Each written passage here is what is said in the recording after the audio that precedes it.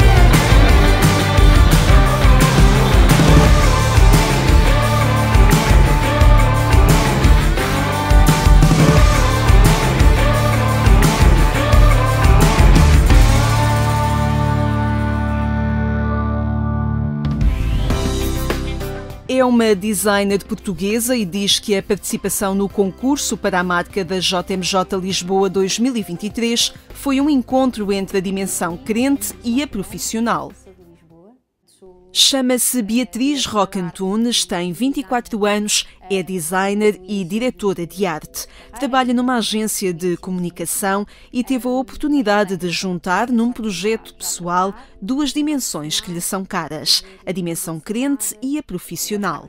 A dimensão espiritual da minha vida, aquilo em que eu acredito, aquilo que eu vivo e que tento viver, a minha vida em igreja, a minha fé, e o cruzar disto com a minha vida profissional, aquilo que eu faço e acredito que é o meu dom e o dom que Deus me deu. E não há muitas oportunidades para cruzar estas duas coisas. Daí ser tão interessante e estar a ser tão recompensador poder estar a fazer este trabalho que junta estas duas coisas. Foi assim que pensou sobre a marca da Jornada Mundial da Juventude para apresentar a concurso a partir do tema, a frase bíblica Maria levantou-se e partiu apressadamente. Um texto que Beatriz Roque Antunes já conhecia. Para mim já tinha um significado muito especial, porque eu já tinha uma relação com esta leitura antes de todo este desafio, e por isso foi um processo simples, de alguma forma foi na minha oração que foram surgindo as inspirações, para ter uma dimensão mais patriótica, digamos assim. As cores vieram daí, não é? Da bandeira portuguesa, portanto também tive obviamente essa inspiração e inspirei-me também em identidades visuais que trouxessem esta ideia de Portugal, não é? Da Portugalidade. Este foi um processo realizado em duas fases: a preparação, o estudo sobre possíveis abordagens do tema e a criação da identidade visual da JMJ Lisboa 2023. O desenvolvimento da proposta não demorou muito tempo, demorou mais talvez a preparação também pessoal, a preparação em oração daquilo que eu achava que ia fazer. Depois pus uma semana de férias para desenvolver a parte visual da coisa. Depois houve uma semana de trabalho intensivo para tentar descobrir, no meio de todas das minhas ideias, descobrir aquilo que eu achava que ia ser a proposta. E depois, a partir daí, houve todo um trabalho desde a proposta que ganhou até à identidade que temos hoje. Houve uma proposta de várias sensibilidades, de um conjunto de alterações que foram feitas, porque isto também cresce, não é? E foi uma coisa que foi minha, mas já não é só minha, é dos jovens e é da igreja. O resultado é este e tem na cruz o elemento central. Nas edições anteriores houve muitas vezes a opção de ter um coração ou de ter outro tipo de símbolo que juntava tudo. E neste meu desenvolvimento, neste meu exercício, a mim fez muito sentido que a cruz fosse o principal, fosse o central e fosse daí que tudo o resto nascia. E portanto tudo o resto foram outros elementos que na minha oração eu fui descobrindo e fui achando que faziam sentido, mas a cruz era o principal. Depois as cores da Portugalidade, o caminho, as contas do Rosário e Maria. Esta jornada é tudo isso, também pelo tema e por ser em Portugal. O terço era importante para trazer esta dimensão e da maneira como está colocado, que está colocado no caminho que atravessa a cruz, para trazer esta dimensão da peregrinação, que é uma dimensão muito portuguesa e que tem muito a ver com a fé que se vive em Portugal. É muito identificativa da nossa fé e, portanto, fazia muito sentido. Nossa Senhora foi também colocada com este rosto jovem para que os jovens se identificassem com ela, mais facilmente se identificassem com ela, e que houvesse uma identificação com a Maria desta passagem, que é uma Maria que ainda não foi mãe, uma Nossa Senhora muito jovem e muito decidida, daí também aquela inclinação do rosto para a frente. E há também o Espírito Santo que percorre este caminho, porque é ele que nos leva, que nos impele. Uma identidade visual para a Jornada Mundial da Juventude e, sobretudo, para o percurso que se faz até esse encontro dos jovens com o Papa, marcado para Lisboa em 2023.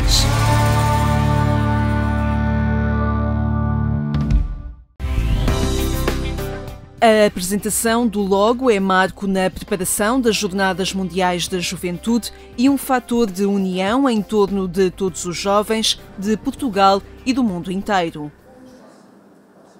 É um passo decisivo na preparação da Jornada Mundial da Juventude Lisboa 2023. A apresentação da imagem gráfica da próxima JMJ foi lançada a nível global através das redes sociais e constitui um elemento de ligação entre a juventude de todo o mundo, num caminho que a organização quer fazer com todos os jovens.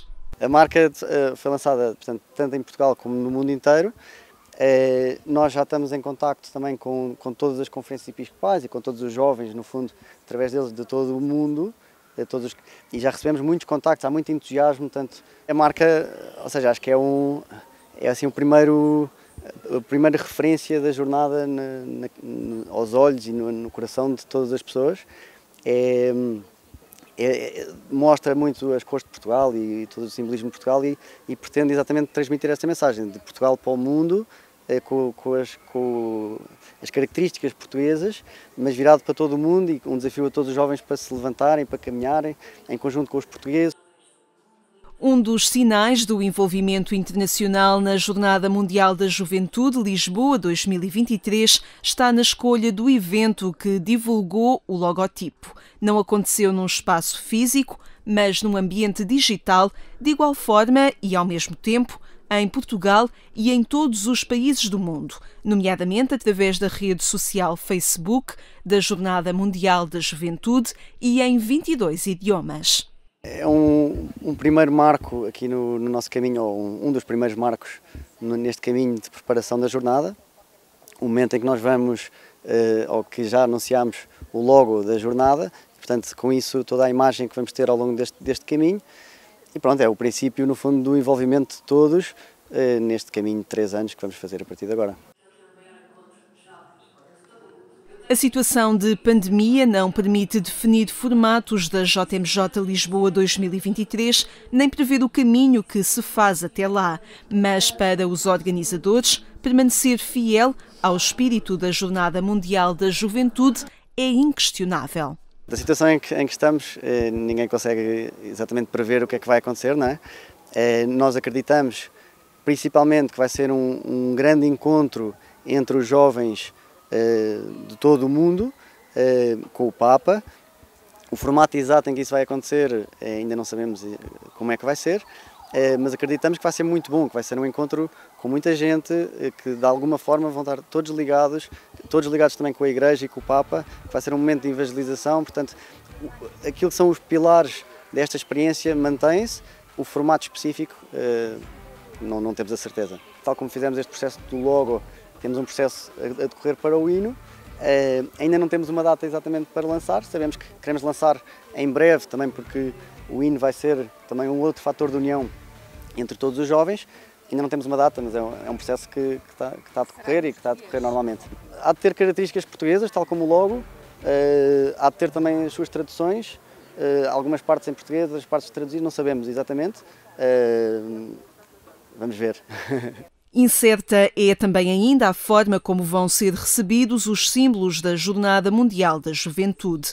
A cerimónia tem data marcada, 22 de novembro, em Roma, com jovens do Panamá a entregarem a jovens de Portugal a cruz e o ícone de Nossa Senhora. São duas referências na peregrinação da juventude de todo o mundo com o Papa, que vão também marcar a realização da JMJ Lisboa 2023. Jovens de todo o mundo foram convidados a participar na Jornada Mundial da Juventude em Lisboa daqui a 3 anos.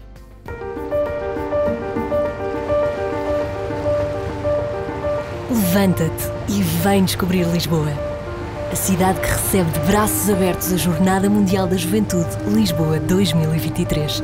A festa dos jovens do mundo inteiro acontece aqui, no lugar mais ocidental da Europa. É aqui que és convidado a estar. Na cidade banhada pelo Tejo, de onde partiram portugueses para todo o mundo. Convictos da sua fé, corajosos, destemidos. Vem descobrir a cidade onde a história e a modernidade se fundem. Uma cidade luminosa, com miradores e monumentos, onde a cada esquina há um convite a novas descobertas. Nas 7 colinas nasce a tradição de um povo acolhedor, que canta o fado e sente a saudade como ninguém. Este é o lugar onde nasceu Fernando de Bulhões, conhecido em todo o mundo como Santo António. Um homem com o coração inquieto, sempre à procura de ir mais longe.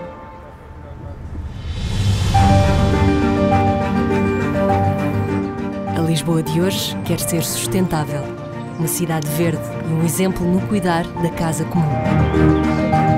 Vem viver a alegria da partilha e do encontro. Aqui vais descobrir a missão de construir um mundo mais justo, mais fraterno e solidário.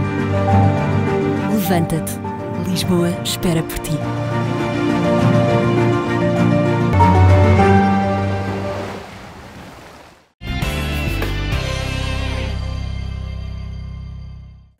Estes são temas que pode aprofundar em agência.eclesia.pt. Agora, o olhar de uma religiosa inconformada com a alteração de ordem pública e privada que a pandemia nos trouxe. A inquietação partiu da irmã Núria Frau, missionária Verbum Dei. Boa tarde, obrigado por estar aqui connosco. Então, a sua quarentena, pelo que vejo, foi muito produtiva. Pois, olha, foi totalmente impensada, não?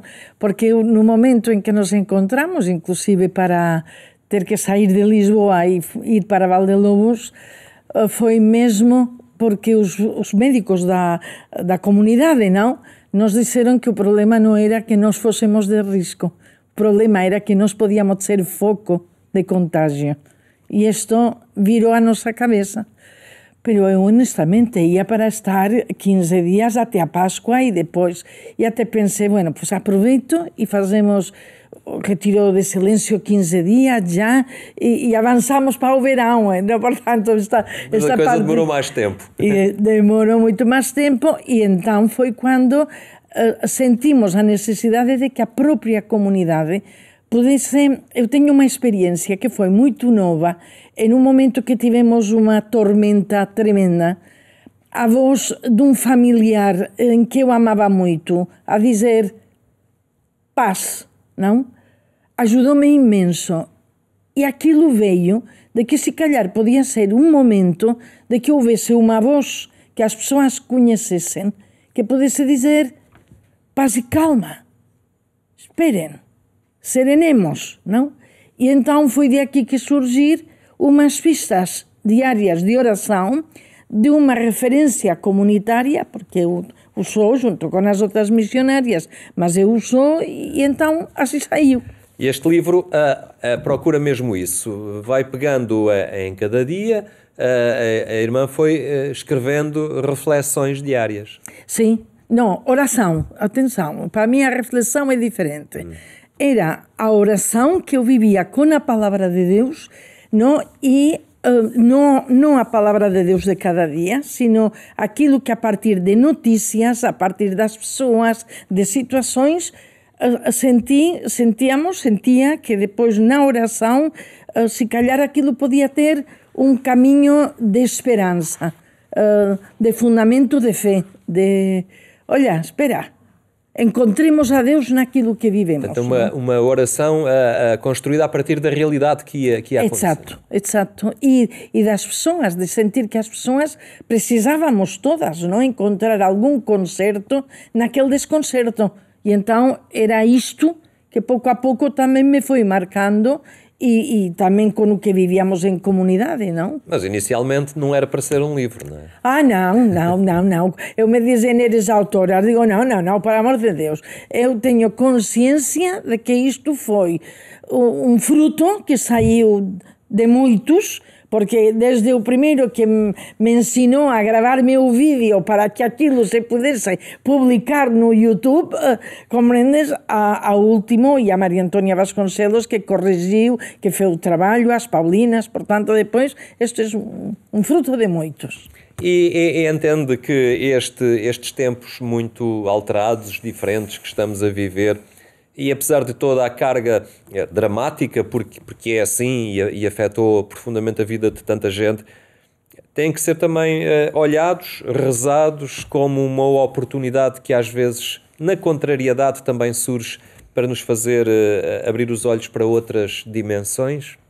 Olha, eu não duvido. Quero dizer, de que mau é mau, ponto.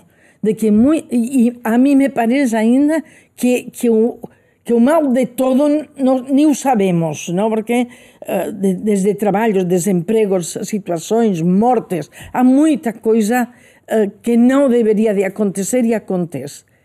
No entanto, eu tenho certeza que Deus não nos deixa. E, portanto, Deus está no meio de tudo isto.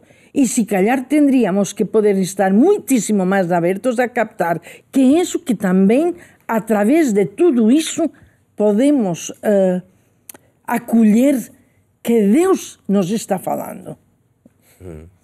Vivíamos assim uns tempos antes disto acontecer que parece que nada de grave, de muito grave nos havia de acontecer, uma sociedade preparada, com todas as suas defesas mais ou menos organizadas para que nenhum cataclismo nos atingisse. De repente, nem houve guerra, nem rebentou nada, bastou algo que até nem vemos, e desconcertou completamente o mundo. Isto também acha que levou as pessoas a perceberem-se diferentes, a terem um olhar diferente também em relação a Deus, à transcendência, a perceber que afinal não somos assim tão autossuficientes quanto isso? Eu diria, por uma parte sim, deixa-me dizer isso, por uma parte sim. Mas a minha questão é que me parece gravíssimo que vivendo em um planeta que neste momento estamos a ir a uma velocidade de não sei quantos miles de quilómetros, pero que é um grão de areia perdido dentro de um cosmos, ainda os seres humanos, todos nós, não consigamos parar-nos para ver a grandeza de ser seres inteligentes. Portanto, a fragilidade desde o momento que somos pessoas finitas e de morte já tendría que fazer-nos parar. E a mim me parece que vivemos com uma memória esquecida da grandeza do que somos e poderíamos viver. E do muito que provocamos a tantos que acabam por ser as vítimas inocentes, porque nós ainda somos dos privilegiados. Desculpe-me, ou eu me considero ainda das privilegiadas, não? Mas me parece que tendríamos entre todos e os cristãos, por amor de Deus, que pôr o pé na terra, abrir os olhos e ver se nos pomos em pé e em movimento. Uma das características da inteligência dos seres humanos é a capacidade que eles têm de interagir uns com os outros, não é? é isso que lhes permite ter sucesso neste planeta, porque em termos de seres vivos serão até talvez os que estão em maior desvantagem na sobrevivência, mas como são inteligentes, organizaram-se em sociedade e têm passado por aí a sua fortaleza. É também um desafio a uma maior atenção ao próximo, a um superar barreiras às vezes que dividem. O Papa fala tanto disto agora na sua mais recente encíclica. Olha, eu não tinha lido a encíclica, somente tinha lido muito pouco. E me tem despertado, diria a palavra assim, não, porque me chocou, me fez cair, me caiu a ficha, são estas coisas. Quando o Papa diz que, afinal de contas, na Bíblia, começamos com um fratricídio e que a fraternidade é uma construção artesanal, que não é natural ser fraternos, que se não nos construímos.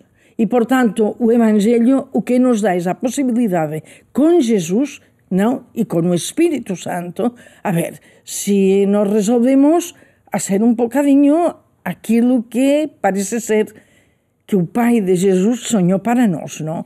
Pero tudo isto é complicado. Mas para tornar tudo isso mais fácil, se seguirmos aqui as orações propostas neste livro, também é um caminho novo que se abre. Pelo menos eu quero pensar que foi do Senhor que nos abriu, e se isto ajuda alguém, é mais um que ajudou. Portanto, vai aqui, é mais um que ajudou. Muito bem, irmã Núria Frau, muito obrigado por ter estado aqui no nosso programa, e fica desde já o desafio a que as pessoas não percam esta oportunidade de se inteirarem por onde passou a sua oração nestes dias da quarentena. Muito obrigado. Obrigada. Quase no final, deixo também o convite para que mais logo, pelas 22h45, se junte ao auditório do programa Eclésia, que é emitido na Antena 1. Boa tarde e até amanhã, se Deus quiser.